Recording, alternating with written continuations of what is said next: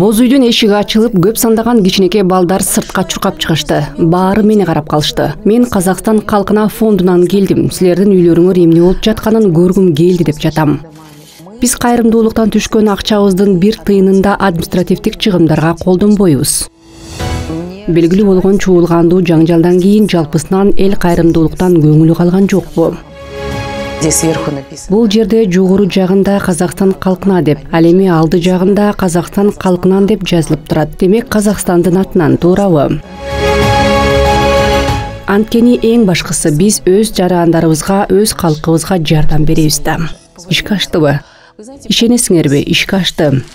Лязат Чингизбаева Казакстан калкына фондуна кайрымдуулук долбоорундагы олуттуу тажрыйбасы менен келген. Анын эмгек жолунда Арыс шаарын калыбына келтирүү, коомдук фонддун мүдүрү катары Лязат Чингизбаева ар дайым жанында болгон дагы көптөгөн жеке иштер орун алган. Ал кайрымдуулукка көптөн бери ишенип келе жатканын айтууда.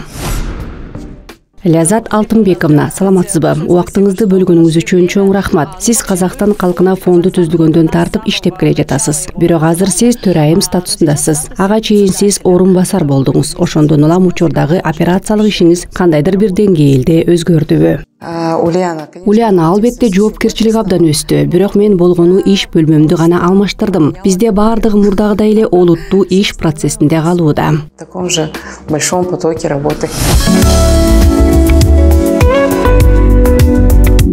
Лязат Алтынбековна, но мы сейчас знаем, что по состоянию... Лязат Алтынбековна, бизге маалым болгондой жалган Курандын бирине карата абал боюнча фонддо 252 миллиард 391 миллион 314 миң 322,8 теңге болгон. Аталган маалымат силердин сайтыңарда жайгаштырылган. Каалаган адам ага кирип, сумманы көрүп, андан ары сүңгүп, ар бир жылдын отчетторунда көрө алат. Ошондон улам кызык болгону фонддун каржылык ишмердүүлүгү кандай жүргүзүлүп жатат? Фонд кандайдыр бир киреше табабы же силер ал акчаны эмне кыласыздар? Алар силерге келип түшкөндө, силер балким алардан кандайдыр бир нукта, кандайдыр бир инвестициялык киреше аласыздарбы? Балким алар социалдык объектилерге айланганга чейин кошумча иштеп жаткандыр жана ушул сыяктуулар тууралуу айтсаңыздар. Очень приятно, что вы, прежде чем прийти, все-таки изучили наш сайт. Не все так делают. Но, знаете, да, дело в том, что мы должны понимать, что бизге келердин алдында биздин сайтты изилдеп чыкканыңыздар абдан жагымдуу болду. Страны Касым-Жомарт Кемелов. Аны баары эле жасай бербейт. Бирок билесиздерби, ооба, кептин баары фондду түзүү демилгесин өлкө президенти Касым-Жомарт Кемелов уулу өзү көтөргөн. Делал наш президент. Демек, албетте ири компаниялардын жалпы эле донорлорду дагы чакырууну биздин президентибиз кабыл алгандыгын түшүнүшүбүз абзел. Именно анан мага келип түшүүлөр арымы тууралуу айтышканда, негизги сумма дал ушул фонд түзүлгөн учурда. Башкача айтканда 2022-жылы келип түшкөнүн айткым келет. Именно прозрачность. Билесиздерби, бул жерде ачык айкындыкты көрсөтүү маанилүү болчу. Она, знаете, будет работать до тех пор. Финансылык ачык айкындуулук дегеле жалпы эле кайрымдуулук чөйрөсү дегенибиз. Ал жакта ишеним орун алып турганда гана иштей берет. Каждый демек ар бир донор өз акчасын көрүшү керек эле. Биздин кайсыл болбосун коомдук ишмерибиз каалаган жаран сайтка кирип, фондду кимдер колдоого алгандыгын, ким донор экендигин, жеке жана юридикалык жактарды көрүшү керек эле. Ошондуктан биз ким фондко кандай сумманы короткондугун көрсөткөн реестерди жайгаштырып коюуну максат кылганбыз. Фондко которуу учурунда негизинен ири компанияларды эске алуу маанилүү болгон. Мисалга, ал кайсы банк менен иштейт дегендей. Она работает. Эмне себептен? Анткени биз жалпысынан белгилүү бир рейтингде турган 2-чи деңгээлдеги 8 банк менен иштешебиз. Ага кошумча бизде Казпочта дагы бар. Плюс у нас еще идет. Ошондуктан мисалы, эгер сиз ири компания катары бизге колдоо көрсөтүүнү, донор катары чыгууну чечкен болсоңуз, сиздер бизге жөн гана кайсы банк менен иштешип жатканыңызды айтасыз. Вы просто-напросто говорите нам, с каким банком вы работаете. Башкача айтканда, силер кандай которууну айтпайсыңар. Аны донор өзү чечет экен да. Сам выбирает банк. Донор өзү үчүн ыңгайлуу жана кайсыл банк менен иштегенин өзү тандайт.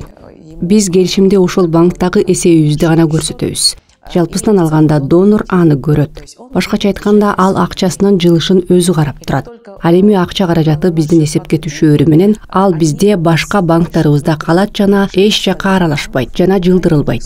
Эмне себептен? Анткени андай жылыштар орун алса, анда каржы булактарынын ачык айкындуулугуна көз салуу кыйыныраак болуп калат. Ошондуктан ал биз үчүн принципиалдуу нерсе. Принципиально.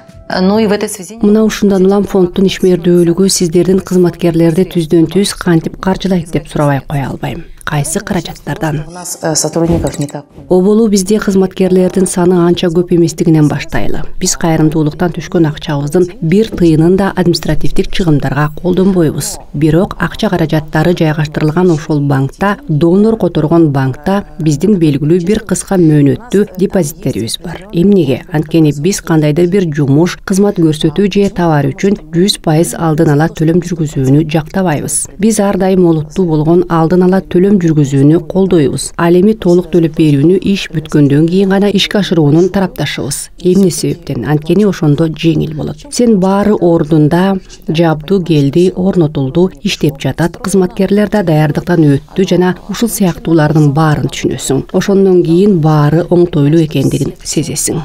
И значит, элден келген акчаны эч коротпостон эсептеп чыгууга болот.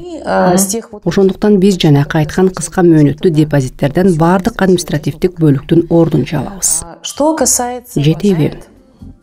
Вы знаете, да? Билесиздерби, бизге өнөктөштүк тууралуу суроолор берилет. Силерге бейөкмөт уюмдардан турган өнөктөштөр абдан көп деп айтышат. Биз ага да ооба дейбиз. Ал ошондуктан өнөктөш деп аталат. Он не исполняет. Биз аны менен келишим түзүп, кызмат көрсөтүүлөрүнө төлөп бере турган аткаруучу эмес да. Бул филиалдык тармакты такыр караштырган да эмеспиз. Себеби административдик чыгымдар өтө көп болуп кетет. Демек штат, бул мүдүр, кеңсенин ижарасы жана ушул сындуулар. Ошондуктан биз башка жол менен бет алганбыз. Кайсыл тармакта, кайсыл багытта болбосун, бейөкмөт уюмдар рыногу жетишээрлик өнүккөн абалда.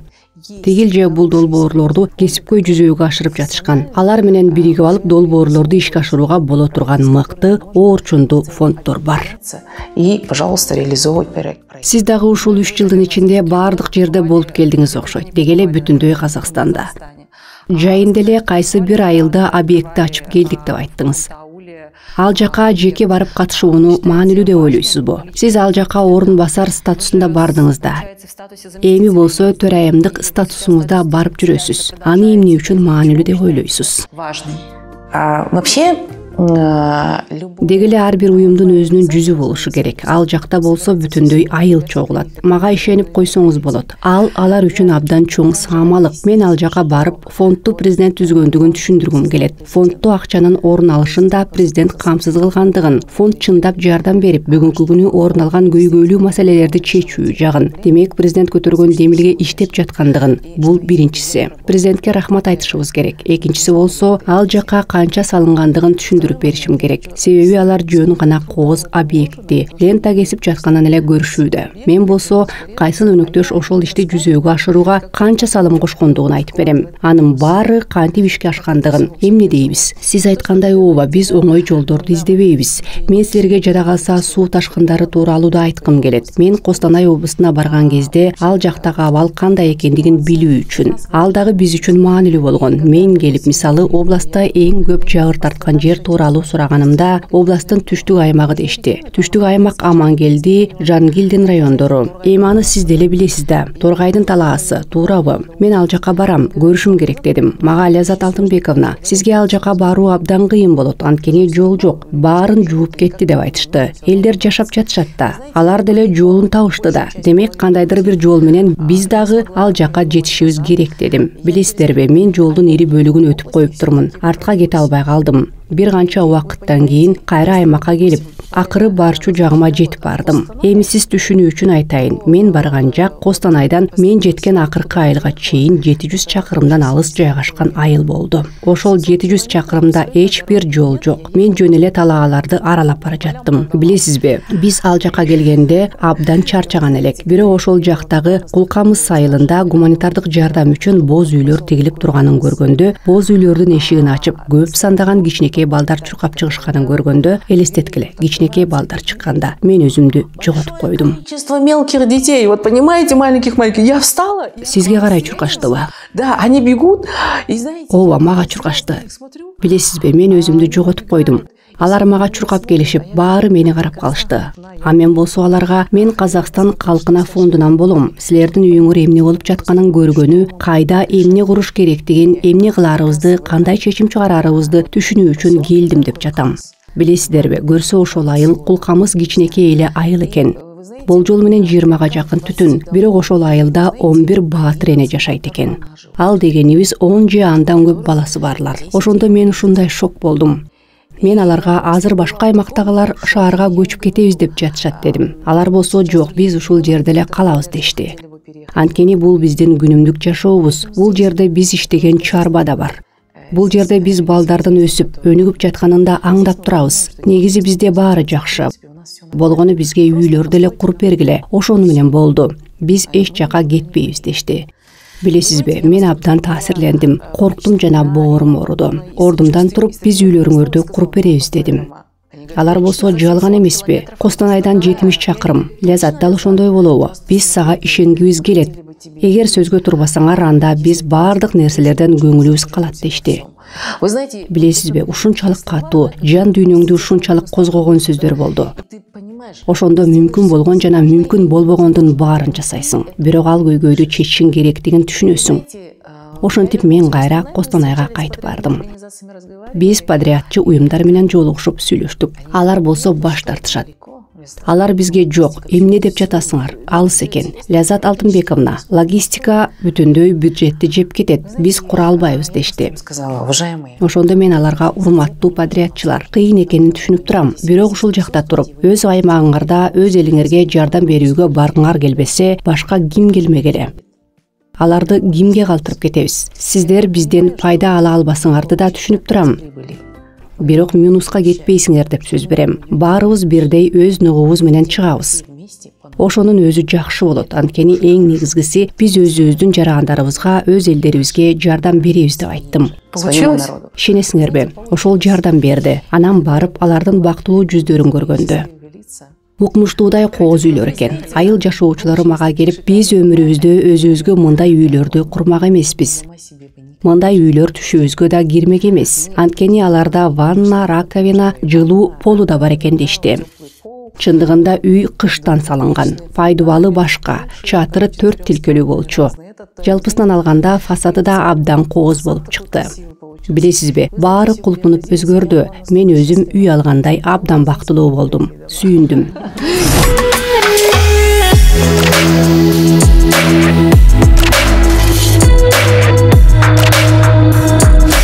Казакстан калкына фонду чет өлкөдө балдарга оор операцияларды жасоого жардам берерин баарыбыз эле билебиз. Бирок ошол эле учурда андай операциялар милдеттүү медициналык камсыздандыруу фондунан да төлөнөт. Ал жагынан алганда иш кандайча нукка салынган, ошондон сөз уласаңыз.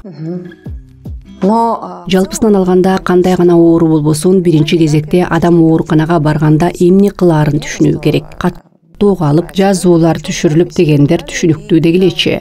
Ал эми анын оорусун түшүнгөндө ар бир бейтаптын өзүнүн каттамы, жолу болот. Саламаттыкты сактоо министрлигинин буйругу менен бекитилген. Ал кандай каттам экендигин бардык дарыгерлер билишет. Башкача айтканда, ал райондо жокпу, демек областка барыш керек. Эгер областта жок болсо, анда республикалык адистештирилген медициналык уюмга жиберилет. Анан бул жакта республикада эмне кылышат? Алардын өздөрүнүн консилиуму бар. Алар текшерип чыгышып, өз корутундуларын чыгарышат. Ооба, бул бизде Казакстанда жасалат же белгилүү бир себептердин көрсөтүү менен жок. Ал бизде Казакстанда жасалбайт деген. Балким компетенттүүлүк жок, балким билбейм, өтө татаал, жогорку технологиялуулук же кандайдыр бир жабдуулар жок дегендей. Ошентип ал материалдардын баары саламаттыкты сактоо министрлигинин алдындагы жумушчу органга жөнөтүлөт. Албетте жумушчу орган расмий түрдө Казакстандын саламаттыкты сактоо министрлигинин жана Казакстан мамлекетинин атынан чыгат. Этим профильным. Башкача айтканда, ошол илдетке чалдыккан баланы дагы кайсыл жакта даарыласа болот деп изилдешет. Предложений. Далее у них есть своя комиссия. Ошентип алар бир нече сунуштарды алышат. Андан ары аларды өздөрүнүн комиссиясы бар. Ошол комиссияда карап чечим чыгарышат. Бирок келишим түзүп жатканда бизге азыр 100% алдын ала төлөм керек деген өлкөлөр да бар. Ал эми биздин жумушчу орган 30-дан 70-ке деген нукта иш алып барат. Башкача айтканда 30% алдын ала төлөө, 70% бүткөндөн кийин. Мына ошол учурда алар бейтаптан баш тартышы мүмкүн болгон юридикалык коллизация келип чыгат. Дал ошол учурда Казакстан калкына ишке киришет. Биз бейтапты колдойбуз деп атып, 70% которууга даярбыз. Бардыгы аяктаганга чейин чыгып, бардык актылар жабылганга чейин. Анан жумушчу орган калган сумманы которуп бергенде, тигил чет өлкө клиникасы аны бизге кайтарып берет. Бул дагы варианттардын бири. Жумушчу органга регламентке ылайык келбеген учурлар да болот. Ал Казакстанда да жасалбайт. Ушул жерде кандайдыр бир юридикалык маселелер да жаралат. Анткени жумушчу органда алар чет өлкөгө жөнөтө алуулары боюнча конкреттүү тизмеси бар. Анан дагы Казакстанда даарыланбаган оорулар да бар. Республикалык адистештирилген уюмдун расмий корутундулары бар.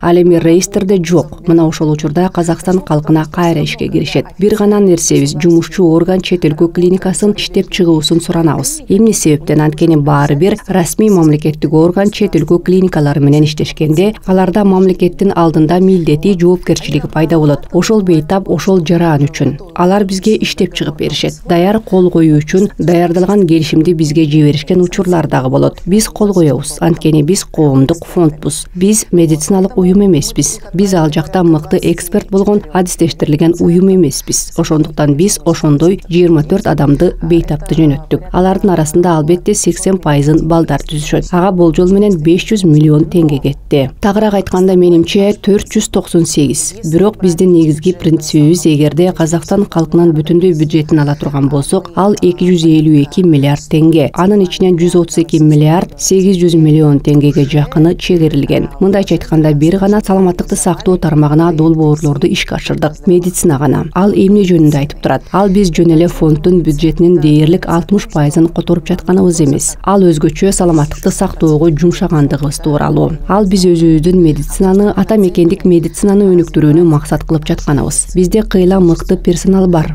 Бизде абдан жакшы дарыгерлер бар. Ал эми дарыгерлердин колунда тиешелүү шайманы болбосо, анда ал мыкты шайман менен ишке ашыра алчуларды жасай албастыгы түшүнүктүү да.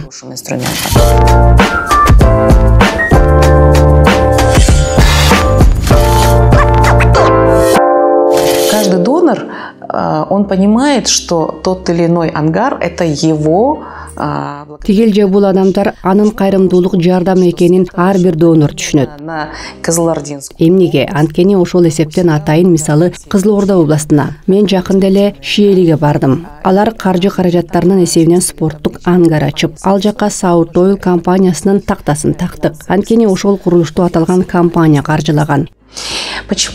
Эмне себептен биз мекеменин ичинде такта илгенге аракет кылабыз. Анткени кайрымдуулукту элге жайылтуу керек деп эсептейм. Анан ошол спорттук залга күнүнө келген кайрымдуулукту алгандар тактаны көрүшөт, аны окуп чыгышат. Анан ушундай спорттук залды курууну каржылаган ушундай компания бар экен. Биз ал залда күнүгө машыгып жатабыз. Казакстан калкына фондуна рахмат. Ушундай фонд түзгөн президентке рахмат. Көрсө мыкты жардам берип жаткан компаниялар бар экен дешет да. Фонда и за то, что есть такие доноры, которые так помогают.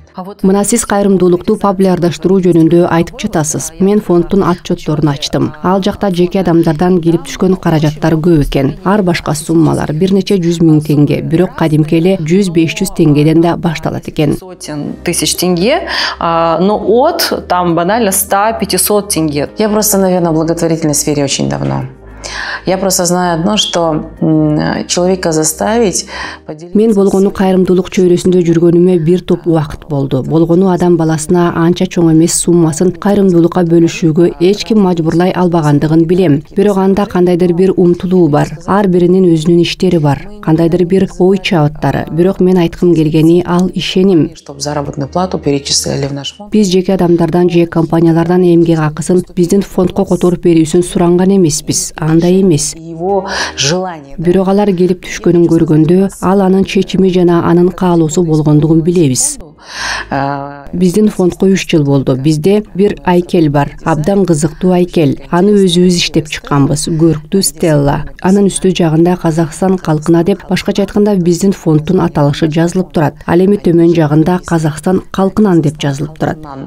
то есть от народа Казахстана. Биз өнөктөштүктү баса белгилегенбиз. Бизде өнөктөштөр бар. Биздин баардык долбоорлорду негизинен алардын 80%-ын биз өнөктөштөр менен бирге ишке ашырабыз. Биз аларды дагы баса белгилешибиз керек. Анткени дал ошол өнөктөштөр артынан биз 104 ири долбоорду жана программаларды ишке ашырып жатабыз. Ал өлкөнүн 20 аймагындагы көптөгөн иш алып баруулар болууда. В 20 регионах нашей страны.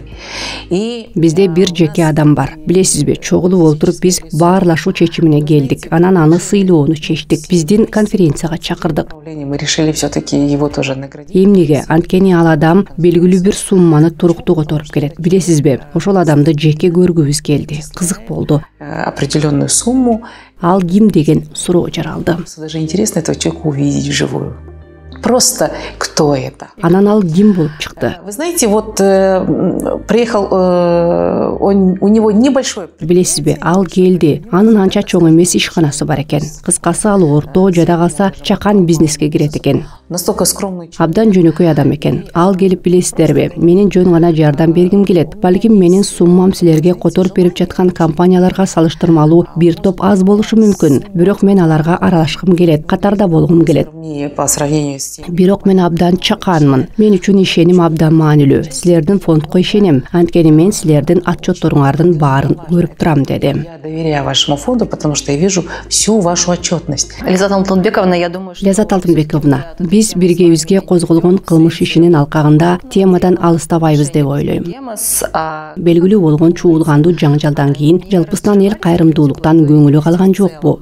Же тескерисинче, алар фондду кыйла иргеп тандап калыштыбы? Внимательно выбирать фонды. Вы знаете, мы не так давно разговаривали как с представителями. Билесизби, биз жакында эле министрликтин өкүлдөрү менен да, финансы министрлигинин өкүлдөрү менен да сүйлөштүк. Алар бизге келип, сиздер менен жолугушуунун максатын талкуулайлы деген элек деп айтышты. Они изучили наш сайт. Алар бизге келгенге чейин биздин сайтты изилдеп, порталыбызды изилдеп, биз арыздарды кантип кабыл алып жатканыбыз жана ушул сыяктууларды изилдешкен экен. Сделали выводы, что, наверное, Анан алар үчүн кызыктуу болду. Анткени алар ушунчалык ачык айкын иштеген жалгыз фонд деген тыянакка келишкен. Биздин сайтта менин бөйрөгүмдүн ультра үндүү изилдөөсүнөн башкасынын баары бар деп дайыма тамашалап айтып калам. о том, что хотели бы. Ошондуктан алар жалпысынан өлкөдө кайрымдуулукту ачык айкын кылууну талкуулоо максатын билдиришкен. Все-таки благотворительность. Расмий статистика боюнча бизде юстиция органдарында каттоодон өткөн 26 миңден ашык эл аралык укуктук мамилелер бар. Алар кимдер? В органах юстиции. Кто они? 26 миң. Да. И теперь понимаете, кто-то говорит о том, Муну азыр көрүп жатасыздар. Айрым болжол менен 5 миңдей фонд бар дейт. Башкалары 500дөй фонддор иштейт. Отчетторун жарыялайт дешүүдө. если изучить зарубежные. Бирок чет өлкө тажрыйбасын изилдей турган болсок, мисалы Америкадагыдай Charity Navigator дегенди алсак, ал жакта мисалы ар бир фонддун өзүнүн мындайча айтканда рейстери, өзүнүн терезеси, өзүнүн кеңсеси бар. Анан анда мейманкана сыяктуу жылдыз рейтинги орун алган. Ал эми 5 жылдыз дегенден улам биз ал ачык иштегендигин, ири көлөмдөгү долбоорлорду, программаларды аткарып жаткандыгын түшүнөбүз. Көптөгөн социалдык маселелерди жаап, кандайдыр бир активдүүлүктү көрсөтүшөт. Башкача айтканда рейтинг боюнча анын активдүүлүгү 5 жылдыз. Чет өлкөдө эмне кылышат? Мен кирип ачканда ошондой кылып издейм. Анткени жыргалчылык кыйла өнүккөн. Айрымдары жаныбарларга жардам берүүнү жакшы көрөт. Анткени алар көйгөйлөрдү адамдар өздөрү чечиши керек деп эсептешет. Башкалары болсо оорлуу балдарга гана жардам берүүнү жакшы көрүшөт. Анткени алар дени сак адамдар өздөрү чечиши керек деп эсептешет. Ал эми айрымдары тескерисинче спортко көңүл буруп жардам бергиси келет. Анткени азыр баардыгы спорт менен алектенсе, анда эч ким оорубайт дейт. И вот Ар кимдин өзүнүн кабылдоосу бар. допустим, Ошентип сен андай рейстерге киргенде, мисалы сен жаныбарларга жардам берүүнү тандайсың дейли. Көз алдыңда компаниялардын кайрымдуулук уюмдарынын тизмеси чыгат. Кимдин жылдыздуулугу кандай экендигин карап, канчалык көп жылдыз бар экендигин көрөсүң. Сен ошол компанияларга ишениш керектигин түшүнөсүң. Демек акчаны жөнөтсөң болот. такой момент. Балким бизде дагы ошондой учур келип жетер. Жөнөкөй сөз менен айтканда, кайрымдуулук рыногу түшүнүктүү болгон. Понятный.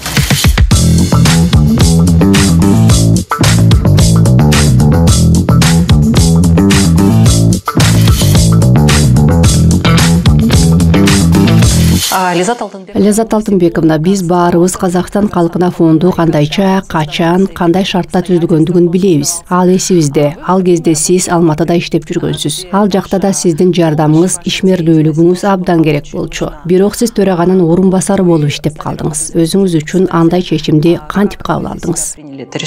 Вы знаете, я же имела уже опыт в благотворительной сфере. Финансово. Билесизби, менин буга чейин кайрымдуулук жаатында тажрыйбам бар болчу. Понятно, потому что Финансылык жактан жакшы, компетенттүү, так нукка салынары анык эле. Анткени башкармалыктын төрагасы болуп Жамишев турган. Ал бул тармакта мыктылардын бири десек болот.